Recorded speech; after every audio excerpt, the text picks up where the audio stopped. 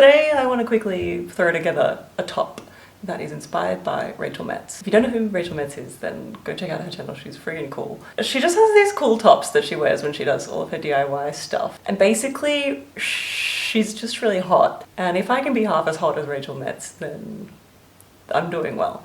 So I want to make a top inspired by Rachel Metz. I'm calling it my Rachel Metz top, and hopefully it makes me hot.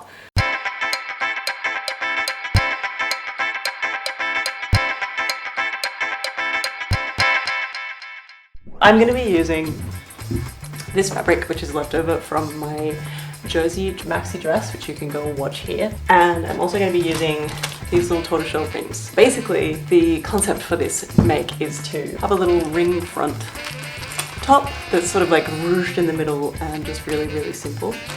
I also haven't yet rethreaded my overlocker back to regular thread after I did the roll threading on this. So I'm going to try and make this really quickly so that I can rethread my overlocker for another dress that I'm making where I do need the regular thread.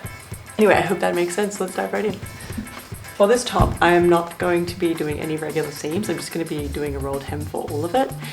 And I'm going to be using this as a sort of a base top, which is just like a cropped little guy. And I'm also going to use this top as well because it's got a bit of a higher back and I want it to have a kind of a high back coming into a ring front. Let me just show you what I mean. It's basically a cropped top with a ring in the middle. Simple. So to start out with, I cut out the back piece first. I used the white top because it had a higher back, as I mentioned. I folded the fabric over and I just cut the piece out on the fold using my rotary cutter. I didn't add any seam allowance because I knew I was going to do the rolled hem on everything. If you're thinking of making something like this and you don't have an overlocker or a serger and you need to use a regular sort of edge finishing, then be sure to add some seam allowance. Once I finished cutting out the back piece, I marked the length with a pin and then I compared that to the stripy top, which was kind of the same. So I went ahead and I cut two front pieces, just tracing around the stripy top because it was basically the right shape. And then I checked to see that the front pieces were going to ruche down properly.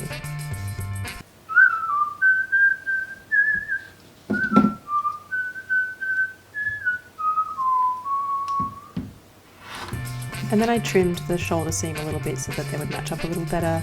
Took a bit more fabric off the front V line. I don't know if this is gonna work. I was worried that that was too long, so then I just cut a little bit of an angle from that center front part down to the side seam.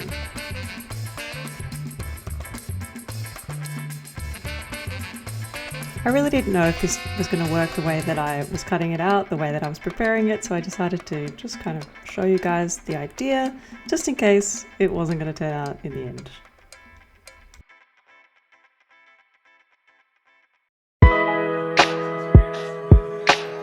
If you haven't watched the other video, then I'll just give you a quick recap on what a rolled hem is. It's just a way of finishing a raw edge of fabric that doesn't involve having like a regular sort of turnover or bias binding or anything. You need an overlocker or a serger to do it. It works best with a kind of thread called woolly nylon. It was a total battle rethreading my overlocker last time I did this, so I've just left it for literally for like 4 months because I didn't want to deal with rethreading it again. Hopefully it's still functioning. I'm going to do a little test piece before I get started on this top. Just to tell you what I'm going to do, I am going to finish off all of the raw edges of the front pieces and back pieces and the bottom hem and the little bit where I'm going to add the ring. And I'm also going to do a kind of seam exposed sort of stitching for the seam, which is how I did the shoulder seams on this dress. So they kind of turn out like that and they're kind of visible on from the front side of the fabric. Anyway, let's get rolling. Literally, let's roll. Ready to roll? How many bad jokes can I make?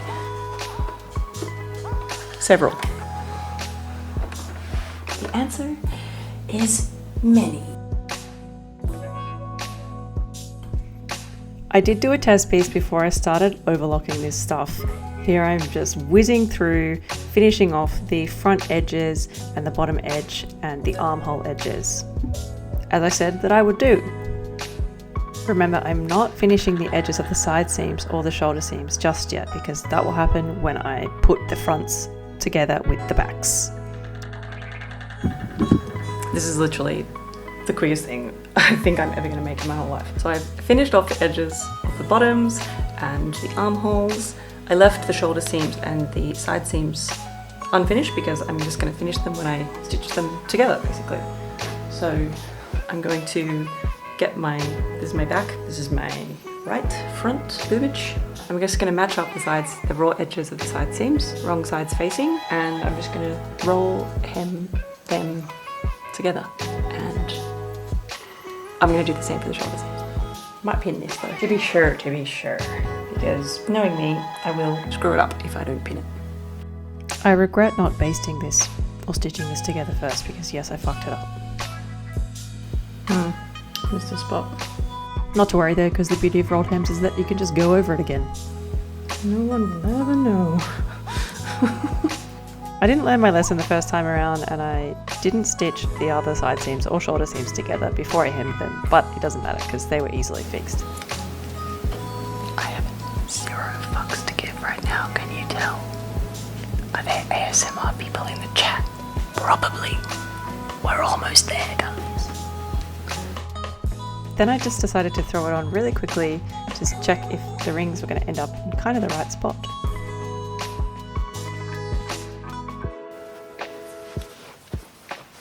I think it's going to work. I could have cut these bits probably a little bit bigger, but I think it's going to do the trick, and it's going to be the quickest thing I ever made. Alright, so what I'm going to do is get my front bit, put the ring in, stitch that all on there. I'm also going to change to my number 4 foot, which is zipper foot, rather than my regular foot, so that I can get right up close to the ring.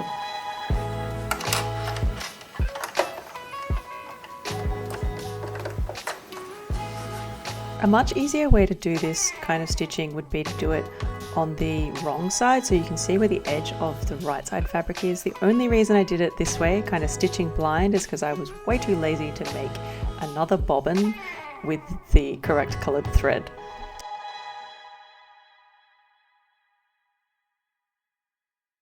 I think that turned out really well. The back is probably a little bit long, front is probably not quite the right shape, but hey, for half an hour's work, pretty happy. Yes, it took me probably longer than half an hour to make, maybe an hour all up, I don't know. I don't care, because this is exactly the image I had in my mind, and I'm so proud of myself for just kind of throwing it together. I'm probably going to make another 1 or 2 of these because it was really simple, really easy, and I really like the style. I'm stoked! If you enjoyed this video, please leave a like, leave a subscribe. If you use this video as some sort of tutorial, please share your make on Instagram and tag me, Steph___Kennedy. Thanks so much for watching. I'll see you guys at the next one. Bye!